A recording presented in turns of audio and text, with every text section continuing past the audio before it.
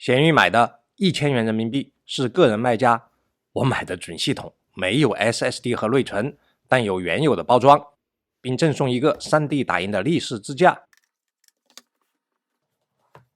检查一下包装上的标签，有序列号，出厂日期是2020年7月，距今5年多了。开箱，箱顶有标志性的骷髅头，全部的配件都在这儿了。原装电源线、显示器 VESA 背架、赠送的 3D 打印立式支架。这板砖大电源 19.5 伏是 1.8 安，一共230瓦功率。看看小主机本体，品相很不错，顶盖和机身都是塑料材质，左侧蜂窝状凸起纹路，右侧磨砂透光。我们来看看前面板，电源开关键、SD 卡插槽、USB 3.1 Gen 2A 口10Gbps、USB 3.0A 口支持关机状态下的对外供电、HDMI 2.0 接口、USB 3.1 Gen 2C 口 10Gbps 前置耳麦口。后面板后置音频口、19伏电源接口、双雷电接口，太重了差点掉了，双内电3接口、双 mini DP 接口、双千兆网络接口，4个 USB 3.0A 口、HDMI 2.0 接口，1、2、3、4、5、6，一共有6个外接显示器接口，是我见过的外接显示器接口最多的迷你主机。底部、后部、双侧都有通风口。使用 H2.0 的6角螺丝劈头，取下6颗顶盖螺丝，取下顶盖，看到这个透光的骷髅头了吧？换上普通的十字螺丝劈头，只需要卸下这一颗螺丝，就能取下顶部金属上盖，它既是金属屏蔽罩，也是散热辅助支架。连接到主板的电源线，给 LED 灯效供电，还有 NVMe SSD 的导热垫辅助散热。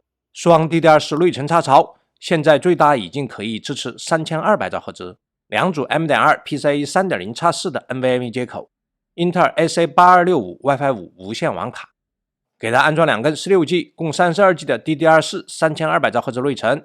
注意，这是老机器哈，需要把内存金手指擦干净，用橡皮擦就可以了。一根 PCIe 3.0x4 的 NVMe SSD， 快速复原。看看小主机底部的原厂标签，序列号和生产日期和外包装上是一致的。大家好，我是老白，今天我们来测试一台装置英特尔 i7-8809G 和 AMD Radeon RX Vega MGH 独显的8年前我就深度种草的超级漂亮小主机英特尔 NUC 冥王峡谷。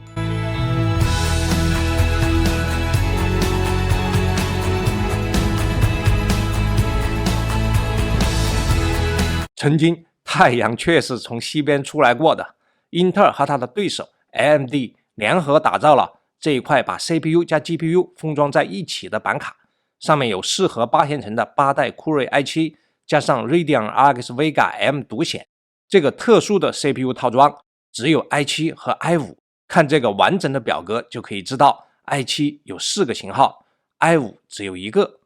我们的英特尔 NUC 冥王峡谷使用了其中2块i7-8809G 和 i7-8705G， 而另2块 i7-8709G 和 i7-8706G 被现在的闲鱼里经常看到的所谓冥王峡谷青春版或者复刻版的山寨机使用。这些特殊的 CPU 里，只有 i7-8809G 解锁了完全的性能，能达到 CPU 50瓦加 GPU 50瓦，一共100瓦的功耗释放。8809G 使用 4GB 的 HBM2 显存，带宽高达 204GB 每秒，接近现在 LPDDR5X 的8000兆赫兹内存的带宽了。英特尔 NUC 冥王峡谷 221×142×239 只有 1.2 升，非常小啊。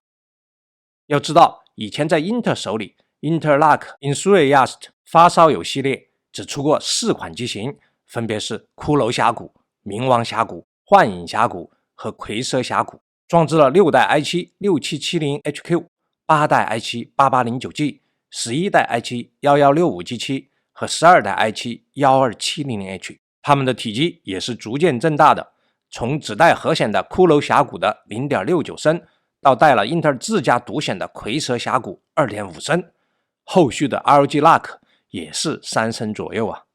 真正做到性能和体积平衡，既迷你又中高性能的，可能就是中间这2台冥王峡谷和幻影峡谷。刚好啊，现在这2台小主机我都有了。从外形上看，大家认为是1000元买到的冥王峡谷好看，还是曾经花了我3000多的幻影峡谷好看呢？回到我们的冥王峡谷，我觉得它是接口最齐全的一代 Lock 了。前面板上有一个 HDMI 接口，这不是心血来潮啊，它推出的时候正是 VR 热潮，这个前置的 HDMI 接口可以专门用来接 VR 显示器。当然，一共有6个显示器接口，就大大的超标了，股王也用不过来6个显示器啊。前后双音频接口好评，还有双千兆板载网口。后来的其他更新版，包括如今的 ROG Lock 都只给1个了。冥王峡谷就是迷你主机接口之王啊！来看看功能区域图，6个显示接口都是独显直连，直接连接在 Radeon RX Vega M 上。独显和 CPU 之间是 PCIe X8 的总线连接， CPU 负责内存和10GB 速度的 USB 3.1， 还有 SD 卡插槽。其他的 USB Echo、NVMe、网卡、声卡，包括雷电，都是由 HM175 芯片组负责的。7年前这台漂亮的 8809G 小主机，准系统上市的价格是1000美元，现在白菜价了，只要1000元人民币了。英特尔 Lock 冥王峡谷小主机，它装置适合8线程的英特尔 i7 8809G 和 24CU 4G 显存的 AMD Radeon RX Vega M GH 独显，内置英特尔 HD 630核显，支持双 DDR4 3200兆赫内存，支持双 M.2 PCIe 3.0x4 或者 SATA 的 NVMe 接口，6屏显示输出，双千兆网卡加 WiFi 5，还有前后双音频接口。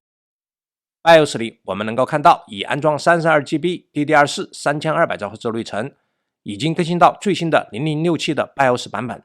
这里可以设置风扇模式、全开、预设、凉爽、平衡、静音，甚至还有无风扇模式，相当于自主抉择噪音的大小。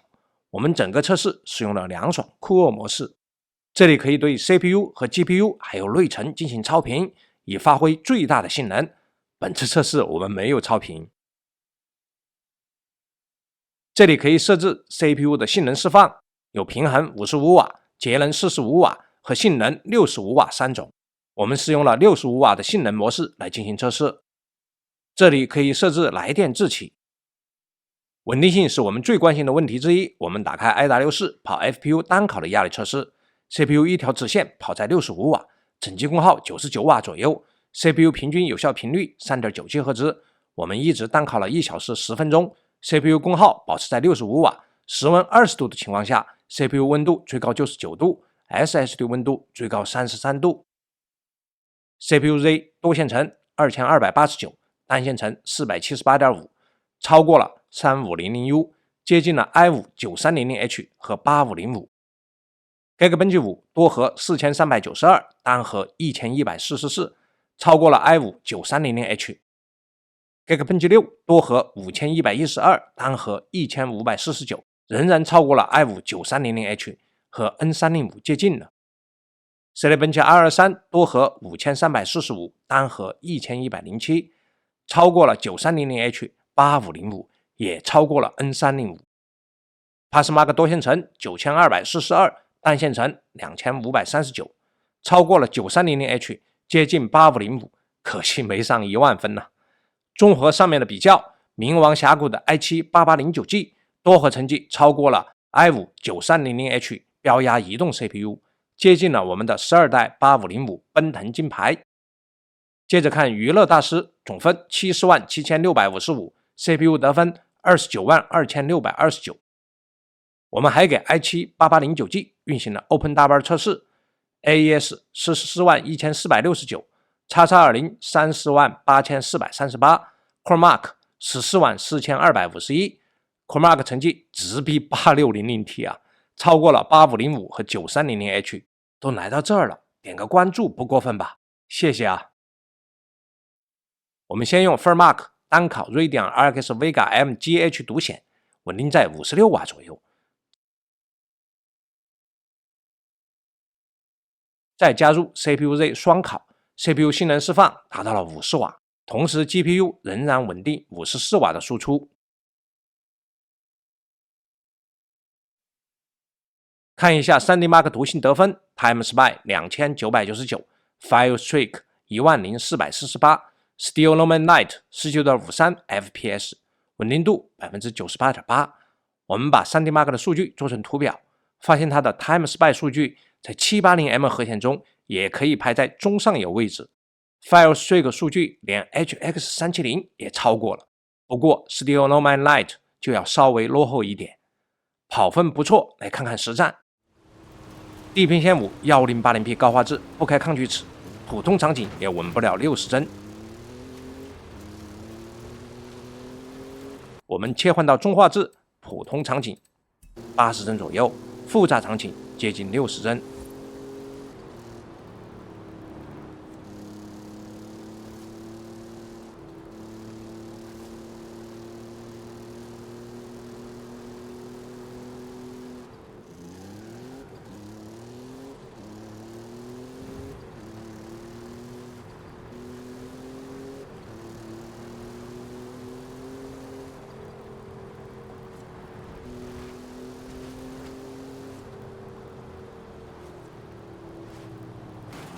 地平线4 1080P 超高画质，开了2倍抗锯齿，也稳不住60帧。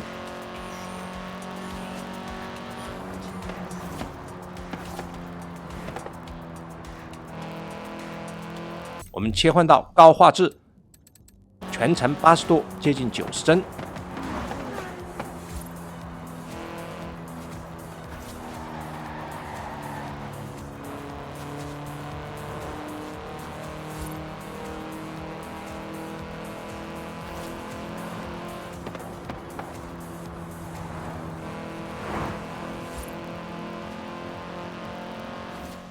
英雄联盟 4K 中等画质，最后大团战平均120帧左右。原神 1080P 高画质，跑起来战斗起来接近60帧。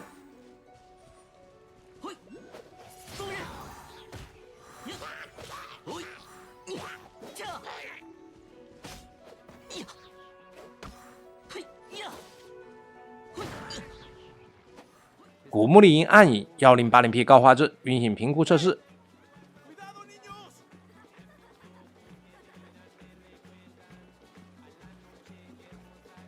平均帧48帧，这次真比 780M 核显强啊，堪比 HX370。赛博朋克2077 1080P 低画质，没开增生层，平均帧40帧。打开增生层。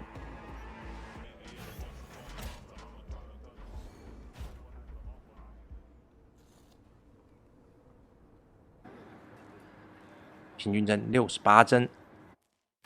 黑神话悟空使用官方的性能测试工具 1080P 自定义画质，超彩开到50，开启增生帧。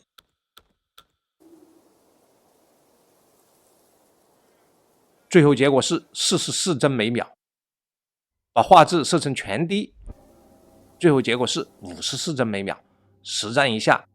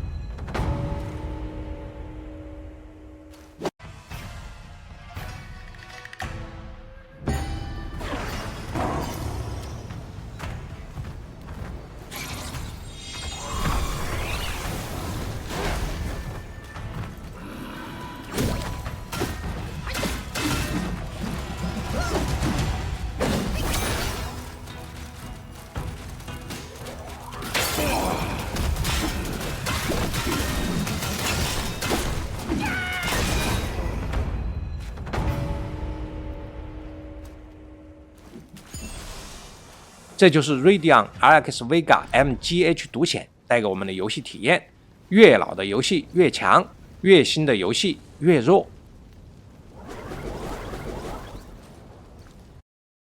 来看一下游戏时的温度情况 ，CPU 最高97度 ，GPU 最高74度 ，SSD 最高40度。显示输出 HDMI 2.0 接口最高能输出 4K 60Hz 8位 RGB 显示信号，雷电3和 Mini DP 接口最高能输出 4K 60Hz 10位 RGB 显示信号，连接索尼 OLED 电视 HDMI 接口能够输出 4K 60Hz 8位 RGB 显示信号。接着我们看 Radeon RX Vega MGH 核显的视频解码，它最高能解码本地 4K 60帧 VP9 视频，YouTuber 4K 60帧 VP9 视频流畅播放。加装的 NVMe SSD 测试3400兆比每秒，算不错的 PCIe 3.0x4 的 SSD 的速度。雷电3外接雷电硬盘盒2700兆比每秒，算这块雷电硬盘盒的一般的速度。WiFi 测试，英特尔 SA8265 WiFi 5无线网卡跑上了570兆 bps， 算是我的无线网络环境中一般的水平，但又是 WiFi 5表现最好的水平。这台英特尔 NUC 冥王峡谷小主机装置了英特尔 i7-8809G 和 AMD Radeon RX Vega MGH 独显 CPU、FPU 单烤65瓦的性能释放。CPU 和 GPU 双烤各自接近50瓦的性能释放。我们直接列表给大家看，整机最高功耗205瓦，待机最高功耗才 13.9 瓦。按这个结果，咱们230瓦的板正电源能够搞定。室温20度的时候 ，CPU 待机温度33度 ，SSD 待机温度23度。CPU 测试满载的噪声接近68分贝，是会在耳边52分贝，有点吵。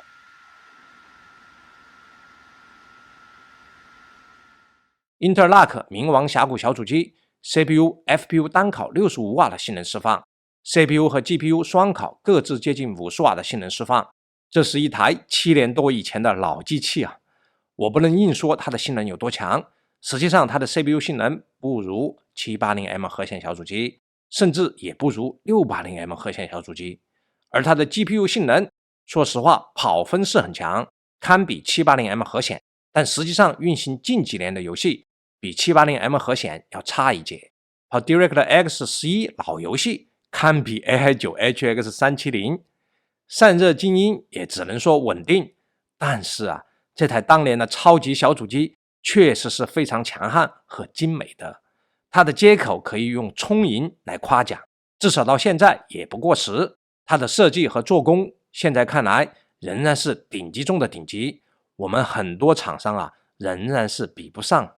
主要问题是二手时间久远，这台机器闲置不用的时候是比较少的，不管是硅脂干了还是风扇灰尘多了，都是现实存在的问题。但是啊，一台7000元首发的旗舰 NUC 现在只有1000元的价格，我觉得还是算物有所值吧。总结一下，英特尔 NUC 冥王峡谷小主机装置了英特尔 i7-8809G 和 AMD Radeon RX Vega MGH 独显 CPU、FPU 单烤65瓦性能释放， CPU 和 GPU 双烤各自接近50瓦的性能释放，散热和静音稳定。小主机的接口非常完美，它只有 1.2 升的体积，是一台极小的高性能迷你电脑，是一台优秀具有历史意义的标杆迷你 PC。 我自己是买来收藏使用了，对它我们给出推荐的评价。好了，今天就讲到这里了，我是老白，欢迎朋友们点个关注，谢谢大家的观看，再见。